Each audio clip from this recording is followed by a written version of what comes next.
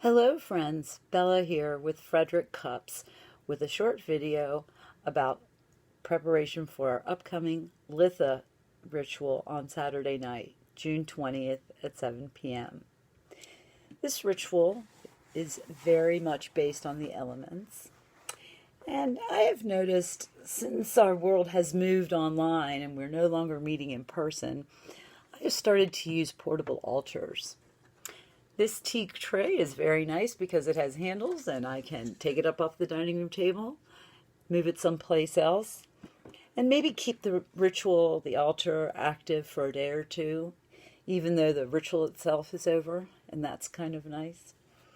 I also have this round tray that I may have removed from a previous employer, and this is nice because it has a non-slip surface.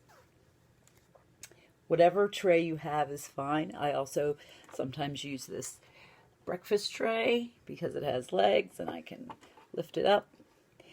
And after you've chosen your workspace, it doesn't have to be a tray, you may decide to cover it. I'm using this placemat because it is green and blue, and to me, those are the colors of summer. And this is a midsummer ritual, so that's why I've chosen these colors. You do not have to cover your altar. There's really no wrong way to do this. It's what it has meaning for you that's important. One thing you will want to have for this Saturday night's ritual is a candle. White is recommended and not necessary. I am using a party candle, also known as a chime candle. I like these because they are small and I can let them burn all the way out, keeping my altar somewhat activated until the candle burns out. And I stick it in this dish for safety purposes.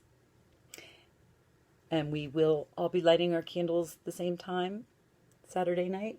The next thing we definitely want for Saturday night's ritual is a cord, a ribbon, a string, anything you can get 3 knots in. At the end of our ritual, we will be tying it all together with a cord. We will be calling in the ancestors this Saturday night. You don't have to have anything on your altar to represent ancestors. And if you want to, you can use your representation of the ancestors. That's going to be very different for each of us. For me, I have an ancestor stone. I'm a woman who works with stones.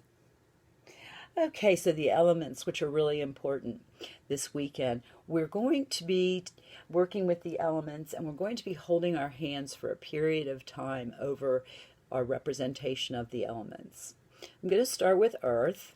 For earth, I'm going to be using this nice green bowl, which green represents earth, and I'm going to use salt, which is another typical representation of earth. You can use a bowl of any color. It can have soil from your garden. It can be a house plant. It can be really anything. It can be a green rock, any item that's green, any item that's wood, anything that represents the earth for you. There's no wrong way as long as it represents earth for you. Moving along to the east and air. There are several things you can use to represent air. Incense is a very common representation of air. And if you are going to light your incense and it's a stick of incense, you will need to have an incense catcher on your ash catcher on your altar. Also, if you have loose incense, it would be really nice to put that in a bowl, and then you can just hold your hand over that unlit incense, and that would work just fine for air. Anything with an aroma is said to work for air. I'm going to be using a feather for air this Saturday night, so that's going to be my representation. For fire, any item that you have that is red, any item that you have, like I said, that represents fire for you is fine. This Saturday night, please do not use actual fire. Since we're going to ask you to hold your hand over it, well, we will be practicing safety first methods, so please no real fire. I'm going to be using a bowl of hot spices. I lucked out and found in my spice cabinet some yellow and red spicy spices. Cayenne pepper, red flake pepper, anything you have. Do you have strawberries that are really red? Strawberries can be fire. That's just fine.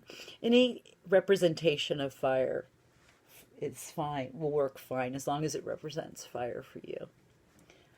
West and water. I'm going to use this pretty blue glass dish, and I'm going to put water in it. Not till Saturday night, though. And there you have it. The altar is set for Litha. You can be as simple or as elaborate as you like.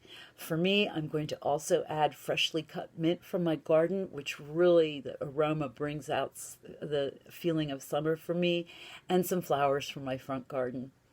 So that's what I'm going to do, and you don't have to do any of those things. There is no wrong as long as it's representational for you. I'm going to show you the altar real quick. So I have my fire, my water, pretend, my earth, salt, my air, and feather. I have my ancestors. This, you can use it, your statue or whatever thing you have, or nothing at all. You don't have to have an ancestor representation. And don't forget the cord. The cord is going to be really important. It can be a ribbon. It can be anything that you can get 3 knots into. And that's it. And thank you very much for watching this video. Really look forward to seeing you Saturday night. Have a wonderful day. Bye now.